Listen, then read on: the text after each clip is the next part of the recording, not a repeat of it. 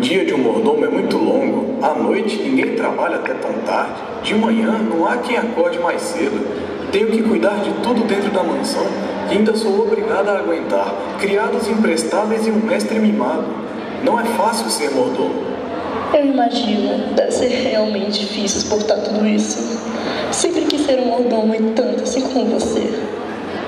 Infelizmente, isso é só o básico.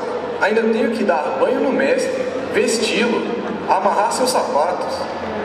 Não sei qual a sua relação com o garoto, mas é muita devoção, não? Até fico com inveja.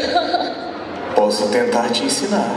Vamos, tire minha roupa e coloque novamente. É o quê? Você me ouviu muito bem. Ande logo com isso antes que eu mude de ideia.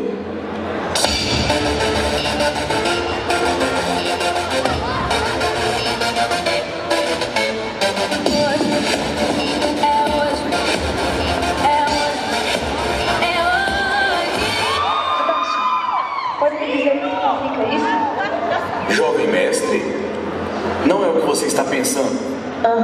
Sei. Tá bom, tô acreditando. Pare agora com essa brincadeira repugnante. Faça já um chá. Yes, my lord. Yes, my lord, nada. Pode voltar aqui, ainda não terminamos. É sempre culpa daquele pirralho. Eu estava tão perto. Faltava tão pouco pra ter o Sebastian todinho só pra mim. Que ódio daquele moleque. Um dia ainda vou pisotear aquele lindo rostinho e amassar aquele crânio com as minhas próprias mãos. Mas isso não vai ficar assim. Estou sentindo calafrios em todo o corpo. Sebastian, querido, eu quero ter filhos com você.